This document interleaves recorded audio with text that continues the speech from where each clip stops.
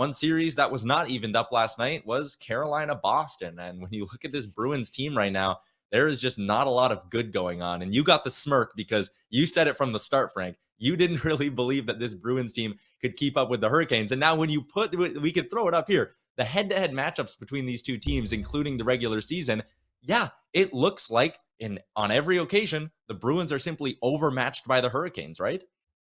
26-4. I mean, a lot of times we take the head-to-head matchup in a season and we throw it out. We say, you know what, that was the regular season, doesn't mean anything. Sometimes one team just has an opponent's number, and that's what it feels like in the case with Carolina. I think the two games, 1 and 2, were very different. I don't know that when you look at the game one score at 5-1, you say that was really a 5-1 game. I don't know if the score was quite indicative of how close the play was for a large stretch of it.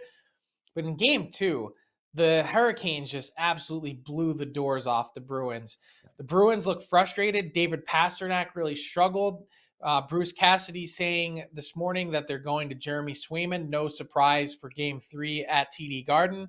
And more than that, they're also now going to be down Hampus Lindholm, who was injured in game 2. So Linus Ullmark here exits the series with an .860 save percentage. And I actually kind of feel for him because I don't know that he really did all that much wrong. You know, the Bruins sort of left him out to dry, with the Hurricanes able to capitalize on a number of different mistakes.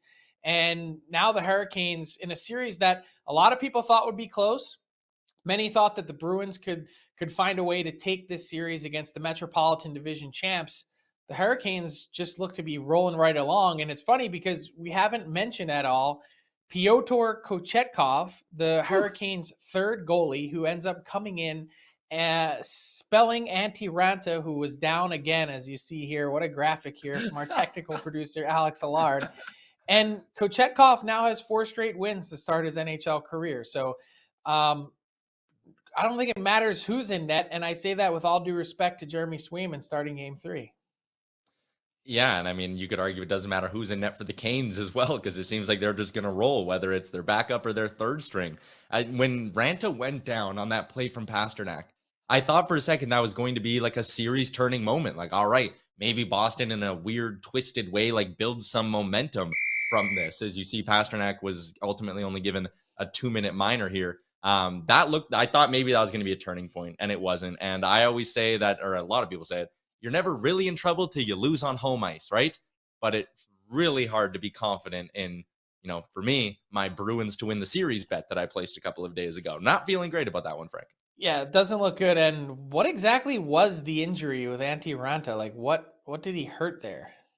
It was very odd. It looked like he was bleeding a little bit around his mouth, but you're right. It was odd that he didn't even come back into the game. It didn't make a ton of sense. We've had some weird goalie moments, and we'll have more on that a little bit later in the show.